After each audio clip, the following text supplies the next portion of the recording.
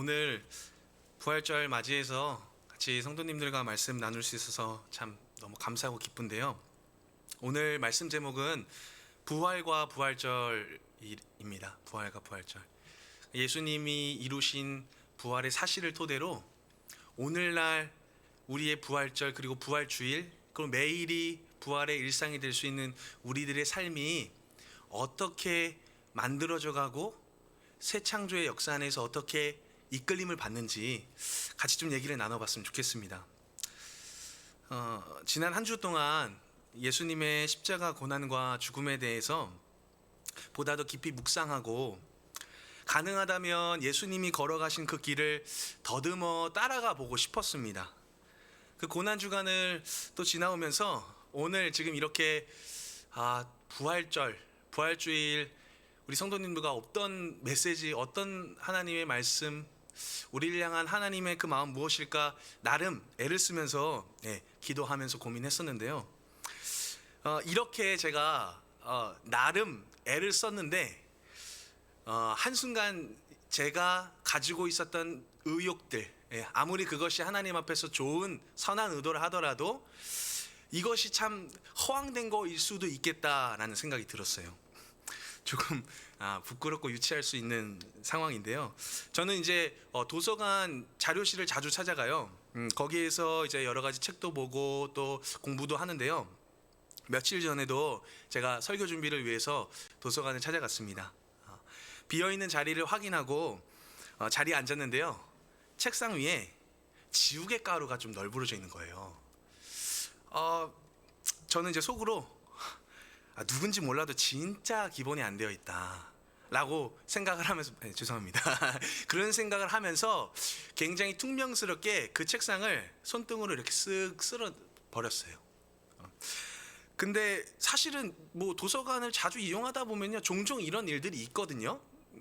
근데 유독 그날은 예수님의 죽음을 기억하는 성금요일이어서 그랬는지 모르겠지만 이런 생각이 들더라고요. 나는 다른 사람이 남겨놓은 작은 지우개 가루마저 불쾌해하고 못마땅해 하는데 예수님께서는 우리가 남겨놓은 거대한 죄의 덩어리들을 자기 몸에 짊어지고 가셨구나.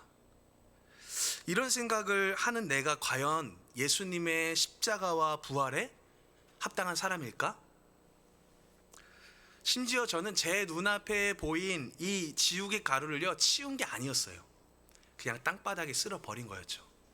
결국 누군가가 이 지우개 가루, 땅에 떨어져 있는 이 지우개 가루를 쓸어 담아서 버리지 않으면 여전히 이것은 누군가에게는 불쾌하고 불편한 상황일 수밖에 없는 거예요. 물론 자신이 사용한 지우개 가루는 스스로 버리는 게 맞습니다. 기본적인 매너와 책임감 반드시 필요하죠. 그런데 한편으로는 이런 생각도 하게 되었습니다.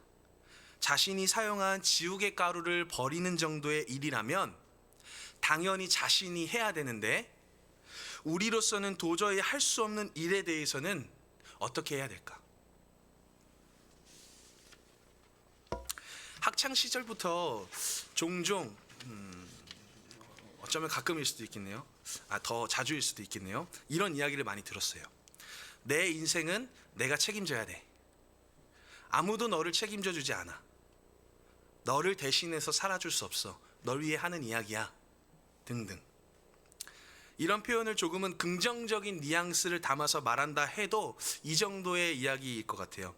내 인생은 내 자신의 것이야. 그러니 네가 하고 싶은 대로 해. 저에게 한때는 이런 이야기들이요 굉장히 속이 시원했어요. 학창 시절 동안 가정에서 학교에서 억눌려 있던 저의 어떤 자유를 해방되는 그런 기분이 들었기 때문에요. 근데 어느 순간 한편으로는 이런 생각도 들었습니다. 내가 살고 있는 이 사회는 아무도 나를 책임져 주려 하지 않는구나. 누구도 나를 책임질 수 없구나. 인간의 개인적인 책임과 노력에 대한 이야기가 더 많이 익숙해지고 확고해지다 보면요, 때로는 예수님의 사랑을 묵상하는 일마저 오롯이 나의 몫이고 나의 열심이고 나의 노력이라고 생각하게 되는 것 같아요. 그러나 기독교 신앙은 무엇일까요? 우리가 그토록 고백하는 은혜란 무엇일까요? 우리로서는 할 수 없는 일을 하나님께서 이루셨고 아무런 자격 없는 우리를 불러주신 하나님 앞에서 우리가 무엇을 더 애쓸 수 있을까요? 더불어 그리스도인으로서의 열심과 최선은 무엇일까요?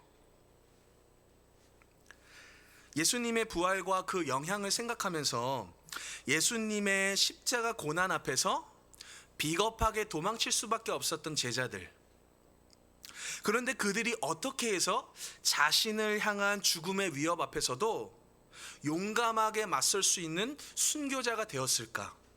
저는 이 점이 의아하면서도 부러웠습니다.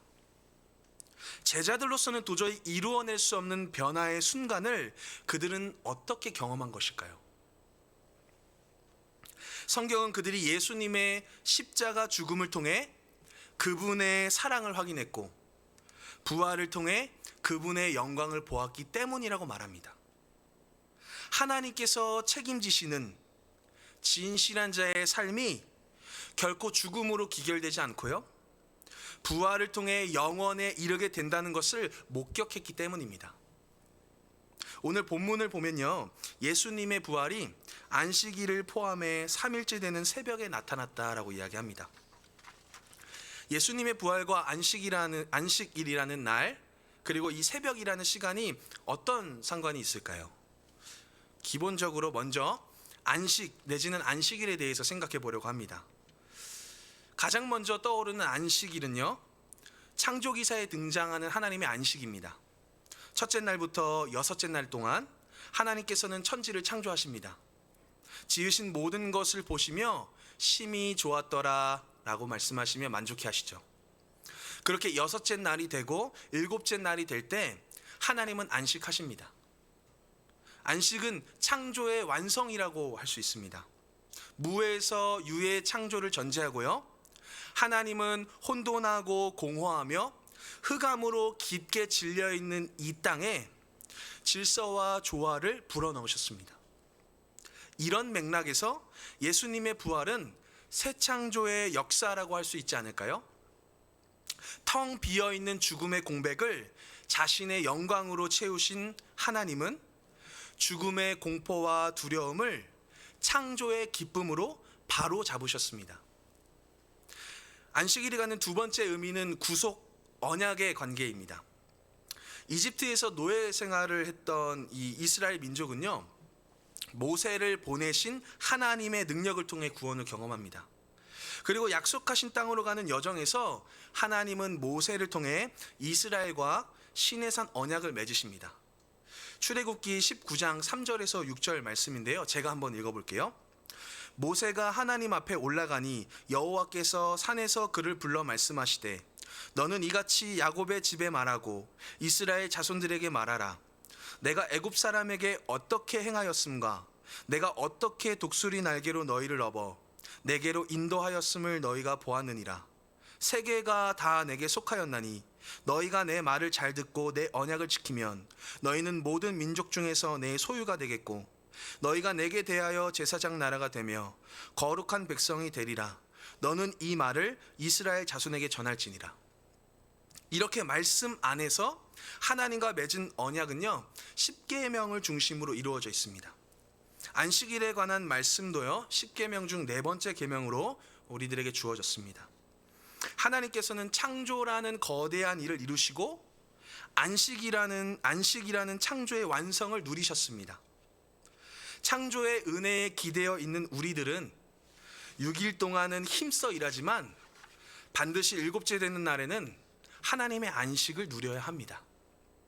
안식 없는 노동은 지속될 수 없고요, 노동 없는 안식은 공허할 뿐입니다. 하나님은 일하시는 분이십니다. 그리고 안식을 통해 일의 완성을 이루시는 분이시죠. 예수님의 부활은 하나님의 새 창조의 역사이면서 동시에 새 창조의 완성입니다. 이스라엘과 맺으신 하나님의 언약은 멈추지 않았고요, 여전히 지속되고 확장되고 완성되었습니다. 우리는 예수님의 십자가 죽음과 부활로 차려진 주의 만찬 앞에 나와서 우리가 하나님 앞에서 새 언약의 백성이 되었음을 기억하고 기념할 수 있습니다. 새벽이란 시간도 마찬가지일 거예요. 여기서 새벽은 헬라어 올드로스라는 단어인데요. 이 단어는 기본적으로 일출을 의미합니다. 그래서 포괄적으로는 아침 내지는 이른 아침을 의미하는데요. 예수님의 죽음은 이 땅의 어둠으로 드리워졌습니다. 해가 빛을 잃었고요. 온 땅에 어둠이 임했습니다. 그러나 예수님의 부활은 어둠을 비집고 들어오는 선명한 빛이었습니다. 인간의 어두운 역사 속으로 집요하게 파고드시는 하나님의 창조였습니다. 마치 하나님께서 일하시기 전 땅이 혼돈하고 공허하며 흑암이 깊음으로 가득 찼을 때 빛을 비추신 하나님의 말씀처럼 말이죠. 이 부활의 빛은 예수님의 죽음을 애도하던 여인들에게 먼저 비춰집니다. 물론 누가복음 안에서는 부활하신 예수님을 직접 만난 사람은요, 13절 이후에 등장하는 엠마오의 두 제자입니다.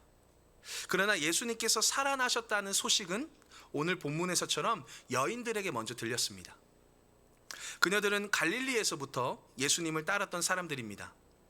예수님께서 하나님 나라의 복음을 전파하시는 현장에는요, 어김없이 그녀들이 함께 했을 거예요. 심지어 예수님께서 잔인한 십자가 처형을 당하시는 순간에도 그곳을 지켰던 사람들이 바로 그녀들이었습니다. 그녀들은 아리마대 요셉이 빌라도에게서 예수님의 시체를 인도받아 세마포에 싸고 돌무덤에 옮기는 장면도 모두 목격했던 사람들입니다. 그런 그녀들이 안식일이 지난 직후 예수님의 시신이 있는 무덤을 방문한 이유는 무엇일까요?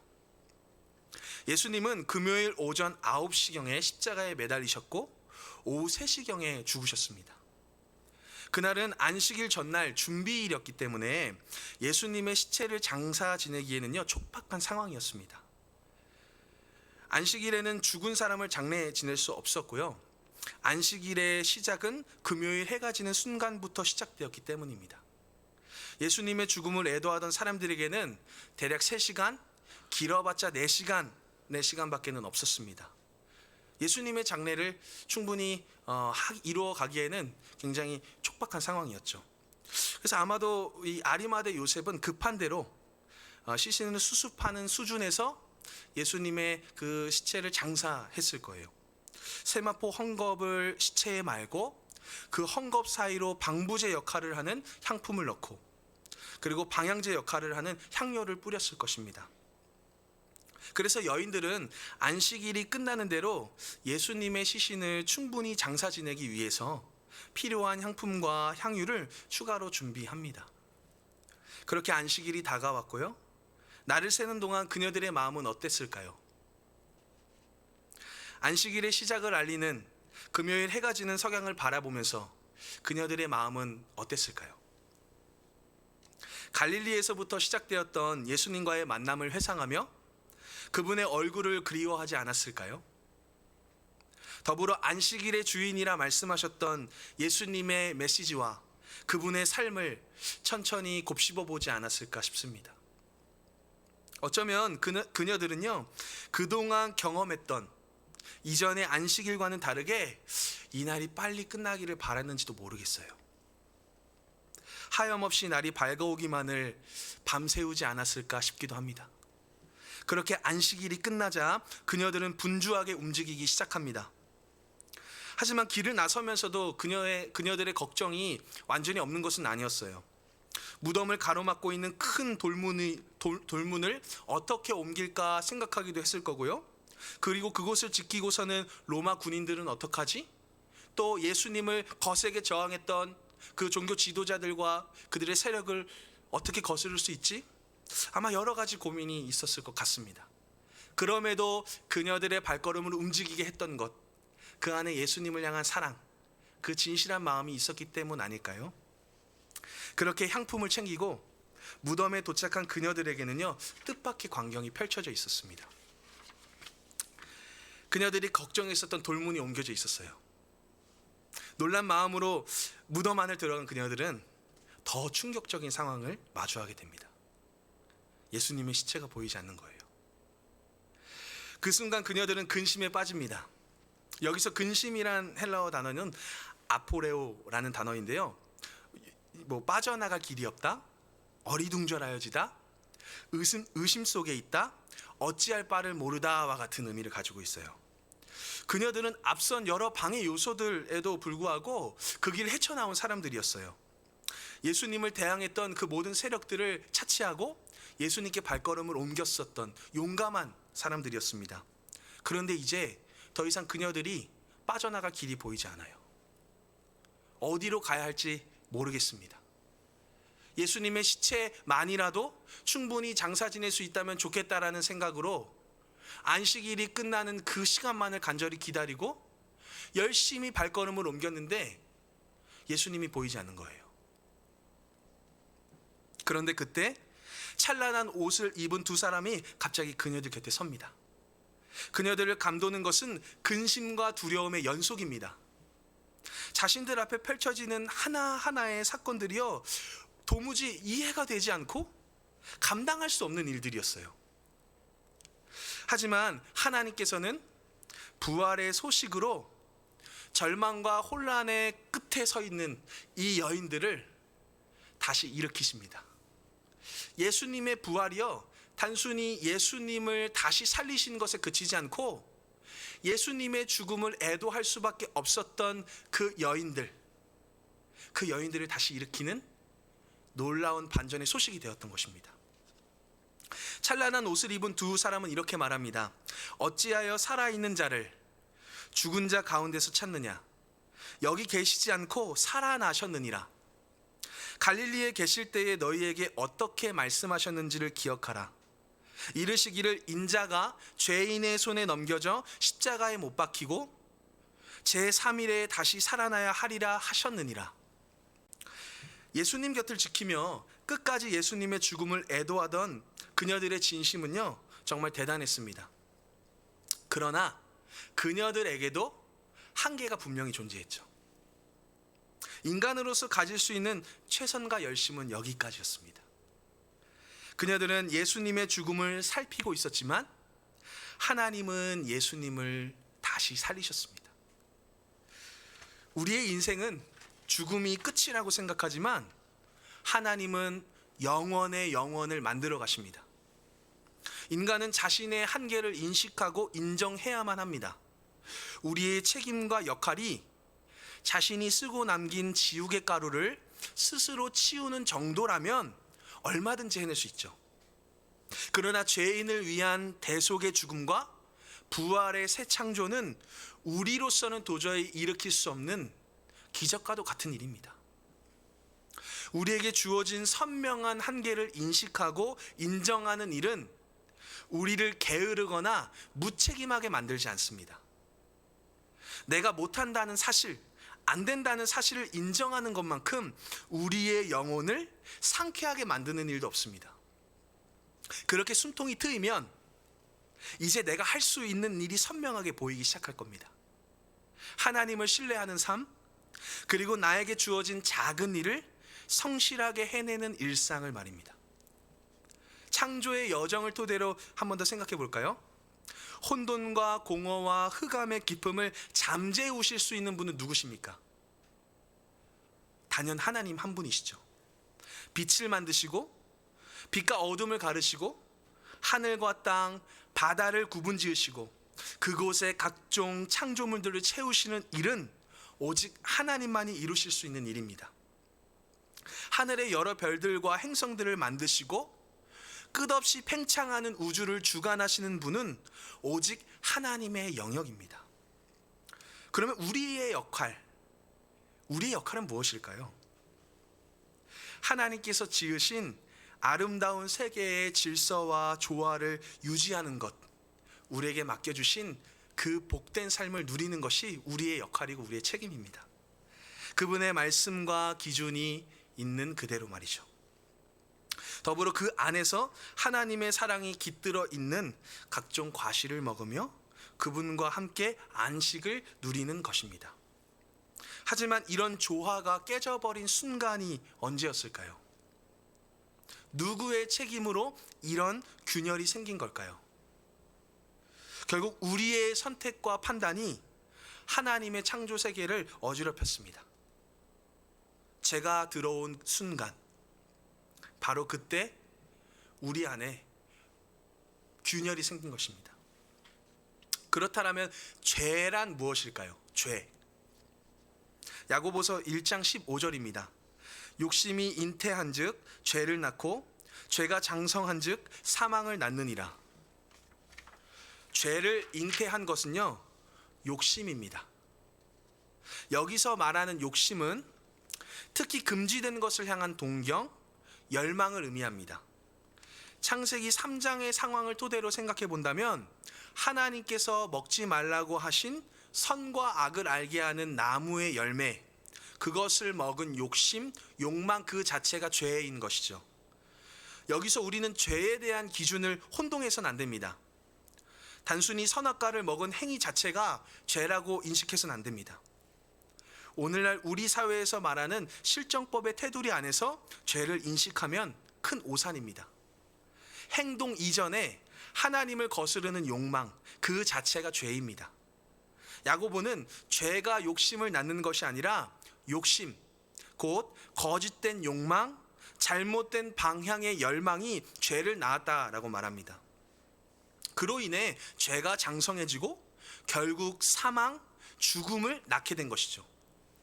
이것은 욕심의 족보라고도 말할 수 있을 것 같아요. 예수님께서 십자가에 자신을 내어주신 이유를 한 번 더 생각해 봐야 됩니다. 욕심이 낳은 죄가 또다시 사망을 낳았기에 결국 예수님께서 해결하려 하셨던 타겟은 다름 아닌 욕망이었죠. 그릇된 욕망, 어긋난 열망, 이것을 바로잡기 위해 예수님께서는 십자가를 견디시고 이기신 것입니다. 오늘날 우리 사회가 인식하고 표현하는 욕심, 쉽게 얘기해서 오늘날의 선과 악을 알게 하는 나무의 열매를 따먹는 행위는 무엇일까요? 저는 자기 팽창이라고 생각합니다. 끊임없이 자신을 부풀리고 확대시키는 사회, 단순 생존을 넘어 자기 과시, 자기 우월을 뽐내는 사회. 이 사회에서 자신을 드러내지 못하면 마치 죽은 것처럼 비참함을 경험하게 되는 사회. 이 자기 팽창의 반작용은요, 자기 비하, 자기 혐오일 수도 있을 것 같아요. 어떤 극단의 모습일지는 모르겠지만 우리 안에 있는 이 열망이라는 것이 어디로 튈지 모르겠어요. 우리가 생산하고 소비하는 것들 중에 인간의 생존과 필요를 넘어 자아 팽창, 자기 과시의 산물들이 얼마나 많습니까? 대표적으로는 정말 고가의 옷들, 가방들, 시계들, 그런 것이 될 수도 있겠죠. 더불어서 인간의 생존에 필요하다고 여기는 주거, 땅, 이것마저도 자기 과시, 자기 팽창에 아주 유용한 수단이 되고 있는 것 같아요. 자신이 살고 있는 동네나 아파트가 자신의 이름보다도 더 자주 등장하지 않습니까? 반대로는 이 자신이 살고 있는 동네나 자신이 살고 있는 아파트가요, 이 한 사람의 존재를 위축하게 만들어요. 굉장히 서글픈 것이라 여기게 만듭니다. 이동수단인 이 자동차는 또 어떻습니까? 자기 과시하기에 딱 좋잖아요. 이와 더불어서 현대 사회에는 정신질환에 대한 논의가 참 많이 얘기되고 있는 것 같아요. 물론 이런 현상은 이전에는 발달하지 않았던 정신분석학이라는 것이 발달되고 논의되면서 충분히 설명 가능한 것들이 많아졌기 때문에 그럴 수 있다고 생각합니다. 그러나 이것과는 별개로 정신질환이나 정신적 문제를 호소하는 사람들이 왜 이렇게 많아진 걸까요? 아마도 자기 팽창 내지는 자기 비하에서 심하게 찢어지고 갈라지는 자기를 발견한 연약한 한 사람들의 호소 아닐까요? 저는 이것을 자기 분열이라고 봅니다. 자기 분열. 이 자기 분열, 자아 분열은요, 다른 표현으로는 자기 모순이라고도 말할 수 있을 것 같아요. 자신이 생각하는 나와 실제 자신의 모습의 차이가 너무 크기 때문에 생겨나는 거죠. 예를 들어서 뭐 이런 예를 들 수도 있겠네요. 나는 남들에게서 친절하고 상냥하고 매너 좋은 사람으로 비춰주고 싶은데 정작 주위 사람들은 나를 그렇게 보지 않을 때, 나에 대한 평가가, 나에 대한 인식이 전혀 그렇지 않을 때 참 굉장히 이 자괴감이 들기도 합니다. 그리고 뭐 가정 안에서 내가 정말 다른 사람한테는 친절할지 모르겠지만 정작 나에게는 가장 가까이 있는 이 가족들에게서 내가 무관심하고 무정한 사람이구나라는 것을 인식하게 된 그 순간, 그때도 아마 자기 분열, 자아 분열이 일어날 수도 있을 것입니다. 자기 개인의 관계만 놓고 자신의 개인적인 관계를 넘어서더라도요, 다른 사람들과의 비교 속에서도 자기 분열이 굉장히 많이 나타납니다. 요즘에 뭐 SNS를 보면은 모두가 참 행복해 보여요. 모두가 그렇게 예뻐 보이고 모두가 좋은 환경에서 여유로운 삶을 사는 것 같아 보여요. 그러나 정작 자신의 삶을 봤을 때는 너무 형편없고 너무 촉박하고 너무 쫓겨다니는 삶. TV 속 드라마나 광고 모델을 보면 얼마나 마음을 빼앗기나요? 그런 모습을 동경하고 그런 모습을 부러워하지만 나는 아무리 노력해도 그렇게 될 수 없는 이 현실. 광고 속 그 모델이 살고 있는 집, 걸치고 있는 옷, 타고 있는 자동차, 너무나도 이상적으로 보이지만 나에게는 너무 먼 현실일 때 우리는 얼마나 내 자아가 찢겨집니까? 제가 아주 단조롭게 예를 들었지만 우리 사회는 개인의 자아를 부풀리고 확대하고 끊임없이 자극합니다. 언제 터질지도 모르는 이 자아의 한계도요, 규정 짓지 않아요. 무한대로 이야기합니다. 우리의 욕구가, 우리의 욕망이 마치 무한인 것처럼 끊임없이 자극해요. 그럼 도대체 왜 이 연약한 우리의 자아를 자꾸 못살게 구는 걸까요? 상업사회에서는 이것만큼 잘 통하는 사업 기법이 없기 때문에 그래요. 사람의 형편을 떠나서 인간이 가지고 있는 기본적인 욕망, 그에 따른 반작용이라 하더라도요, 그것만큼 상품을 살 수 있도록 사람의 구미를 끌어당기는 것은 없습니다. 소비에 있어서 합리적인 경우도 생각보다 많지 않은 것 같아요. 이런 연구는 실제 과학자들도 뇌과학을 통해서라든지 아니면 어떤 사회 현상을 통해서든지 굉장히 많이 이야기를 하고 있습니다. 봄만 되면 옷 없다고 느껴지잖아요.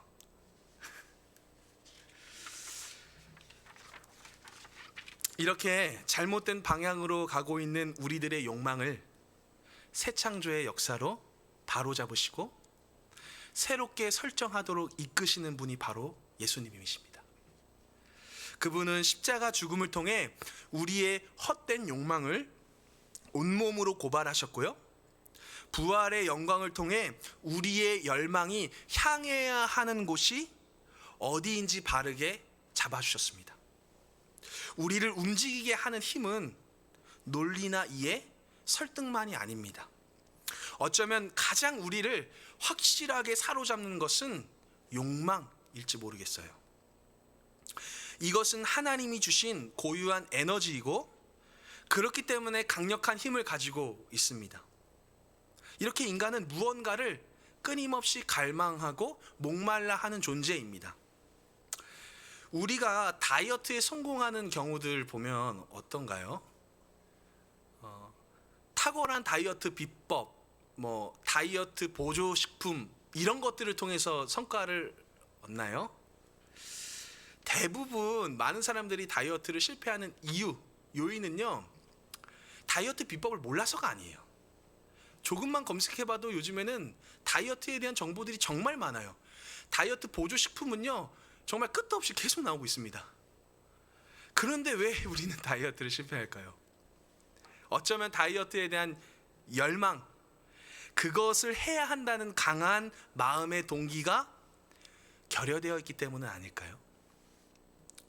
다이어트 하는 것보다 밤에 치킨 먹는 게 더 우리를 가슴 뛰게 하잖아요. 미국의 신학자 제임스 스미스라는 분이 계세요. 이분은 자신의 책 영성이 습관이다라는 이 책에서 이렇게 이야기를 하십니다. 제자도는 암과 믿음의 문제라기보다 열망과 갈망의 문제다. 그분을 따르라는 예수님의 명령은 우리의 사랑이나 갈망을 그분의 사랑이나 갈망과 일치시키라는 명령입니다. 더불어 이렇게도 이야기를 하는데요. 예수를 따른다는 것은 우리에게 사랑하는 법을 가르치시는 랍비의 제자가 되는 것이다. 예수님의 제자가 되는 것은 사랑학교에 입학하는 것이다. 예수님을 따르는 일은요, 결국 사랑의 문제, 열망과 갈망의 문제입니다. 예수님을 떠났던 제자들은 예수님의 부활 소식을 들었습니다. 여인들을 통해서 그 소식이 들려졌어요. 그런데 왜 그들은 믿지 않았을까요? 심지어 이 제자들도 거듭해서 예수님께서 자신이 고난을 받으실 것과 다시 살아나실 것을 예고하셨습니다. 반복해서 가르쳐 주셨음에도 불구하고 왜 그들은 그 소식이 들렸을 때 그것을 믿지 않았을까요? 지식이 부족해서, 정보가 부족해서가 아닙니다. 12절에 보면 제자 중에 한 사람 베드로가 언급이 되는데요. 베드로는 일어나 무덤에 달려가서 구부려 들여다보니 세마포만 보이는지라 그 된 일을 놀랍게 여기며 집으로 돌아가니라. 베드로는요, 비록 자신의 열심과 열망을 가지고 예수님을 따랐지만 결국에는 실패를 맛본 사람이었어요. 베드로가 지냈던 안식일의 밤은 어땠을까? 그것도 참 궁금합니다. 그는 분명 예수님을 사랑했습니다. 예수님을 부인하지 않기 위해 갈망했어요. 그러나 그의 열망은 방향이 결여되어 있었습니다. 예수님께서 어디로 가시는지, 무엇을 위해 가시는지를 몰랐어요. 방향 설정이 올바르게 되어 있지 않은 열망은 결국 자기 풀에 꺾일 수밖에 없습니다. 그런데 그를 움직이게 하고 놀라게 만들고 더 나아가서는 예수님의 죽음을 두려워하던 자가 자신의 죽음마저도 복음을 위해 바칠 수 있었던 힘은 무엇일까요? 베드로전서 1장 3절에서 4절 말씀 한번 같이 찾아볼까요? 베드로전서 1장 3절에서 4절 말씀입니다. 베드로전서 1장 3절에서 4절 말씀입니다. 베드로전서 1장 3절에서 4절 말씀.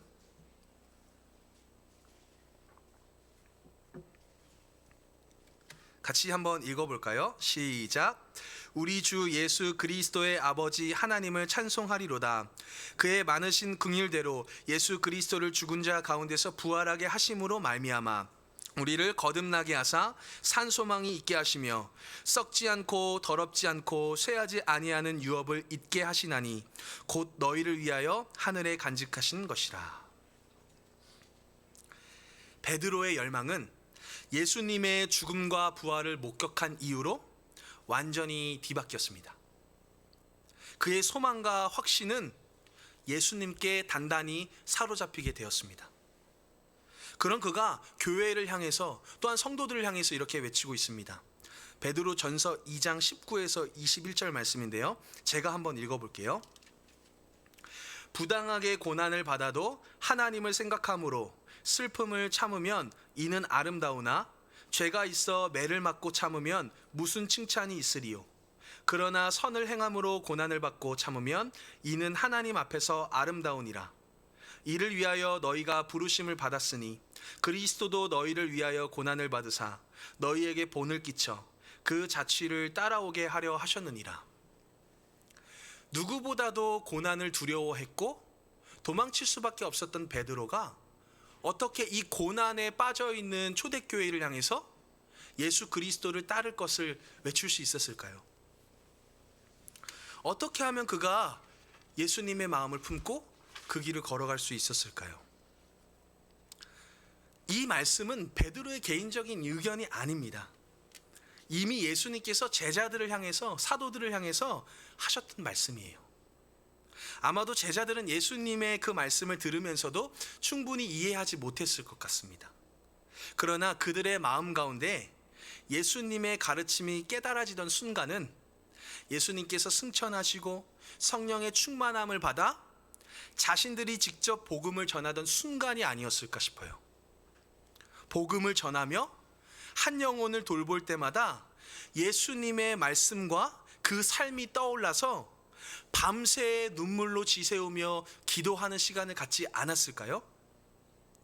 그들은 예수님의 마음이 깨달아질 때마다 그저 하염없이 하나님 앞에서 눈물로 기도하며 그 길을 걸어갈 수밖에 없었을 것입니다. 저도 얼마 되지는 않았지만 아들을 낳아 보니까요, 부모님 마음을 아주 조금 알겠더라고요. 아주 조금. 저와 아내의 손길 없이는 아이가 할 수 있는 게 아무것도 없어요. 그저 우는 것밖에. 저희가 움직이지 않으면 아이는 먹을 수도 없고요, 기저귀를 갈 수도 없고요, 웃을 수도 없어요. 저는 아들 우리 이현이를 보면서 그런 생각이 들었어요. 내가 아빠가 되었구나라는 어떤 책임감, 어떤 막연한 생각이 아니라 내가 이랬구나. 나는 스스로 생각하고 선택하고 움직일 수 있다라고 여겼는데 내가 이런 존재였구나. 너무 당연한 사실이 그 순간 깨달아지더라고요. 예수님의 제자들이 예수님의 마음을 깨달을 수 있었던 그때는 예수님이 걸어가신 고난의 자리, 그 길을 따라가다 보니 그분의 마음이 느껴지지 않았을까요? 동시에 아담과 하와가 우리 인류에 있어서는 정말 최초의 반역자지만 언제 하나님의 은혜를 경험했을까, 이런 생각도 해보게 됐어요. 이들이 언제 하나님의 은혜를 깨달았을까요? 저는 아마도 죄를 짓기 이전에는 하나님이 주시는 풍성한 창조의 열매들, 그 평화들을 충분히 만끽하지 못했을 수도 있겠다, 이런 생각도 들더라고요. 왜냐하면 아무 노력 안 해도 열매가 주렁주렁 달려있잖아요. 자기가 아무리 수고하지 않아도 하나님이 주시는 평강을 이미 누리고 있잖아요. 그런데요, 참 공교롭게도요, 죄가 있는 곳에 은혜가 임했습니다. 아담과 하와는 하나님으로부터 죄의 대가, 징벌을 받을 수밖에 없었습니다. 아담은요, 땅의 소산을, 열매를 얻기 위해서 엉겅퀴와 가시떨기를 제거해야만 했어요. 얼굴에 주르륵 흐르는 땀이 없이는 열매도 없습니다. 그런 그가 땅을 경작하며 열매 하나하나를 맺혀갈 때 어떤 마음이 들었을까요? 그제서야 열매의 가치를 오롯이 느끼지 않았을까요? 하나님의 창조가 그저 말 한 번으로 이루어진 것이 아니라 하나님의 정성과 하나님의 사랑과 하나님의 열정이 깃들어 있구나라는 것을 아주 조금 느끼지 않았을까요? 그 안에서 자신의 비참함을 여전히 토로할 수밖에 없고, 언제까지 이렇게 땀 흘리며 살아야 할까 투덜거릴 수밖에 없는 현실이지만, 그는 또다시 자기 옷을 바라봅니다. 부끄러운 자기를 가려주신 하나님의 사랑, 이 가죽 옷을 보면서 하나님의 손길을 느끼지 않았을까요? 매일매일 연이은 노동의 현장 속에서 우리 성도님들께서 끊임없이 땀을 흘리시고 그렇게 수고하시는 가운데에 어쩌면 때로는 너무 힘들다 보니 지치는 마음 때문에 포기하고 싶고 그냥 떠나고 싶다, 이런 생각도 하실 것 같아요. 그럼에도 불구하고 우리의 노동 현장이 우리의 노고로만 끝나지 않는 이유는 무엇일까요? 아담은요, 땅을 경작하면서 하나님의 새 창조를 경험하게 되는 거예요. 오늘날 우리들도 마찬가지 아닐까요? 아무도 주목하지 않고 아무도 관심 가져주지 않는 이 작은 일터에서 우리는 오늘도 하나님의 새 창조를 따라가고 닮아가는 것 아닐까요? 그렇게 우리가 수고하고 땀 흘리는 과정 속에서 하나님은 우리의 여전히 이 자아를 팽창시키거나 또는 분열될 수밖에 없는 이 현실 속에서 조화를 일으키시고 새 힘을 얻게 해주시는 것 아닐까 싶습니다. 성도에게 고난을 허락하시는 이유, 그것도 생각해 보게 되었어요. 왜 우리는 고난을 피할 수 없는 걸까? 하나님의 구원 역사를 위해서 또 다른 희생이 필요한 걸까? 전혀 그렇지 않습니다. 예수님의 십자가 죽음과 부활에는요, 더할 것도 없고 덜할 것도 없어요. 완벽합니다. 더 이상의 희생을 요구하지 않으세요. 그럼에도 불구하고 우리를 고난의 길, 십자가의 길로 이끄시는 건요, 새 창조를 함께 누리자고, 고난의 여정 속에 깃들어 있는 하나님의 수고와 하나님의 열정이 이 소산을 맺게 하고 우리를 풍성하게 하듯이 고난의 길에서 내 생명 떼어주는 것, 한 영혼을 위해서 눈물 흘리는 이 삶 안에서 예수님의 부활에 함께 참여하자고, 그렇게 우리를 부르시는 것 아닐까요? 성도의 삶을 생각해 볼 때 이렇게도 표현해 볼 수 있을 것 같아요. 십자가를 지고 가는 자는 복이 있나니 그들이 부활에 참여할 것이라.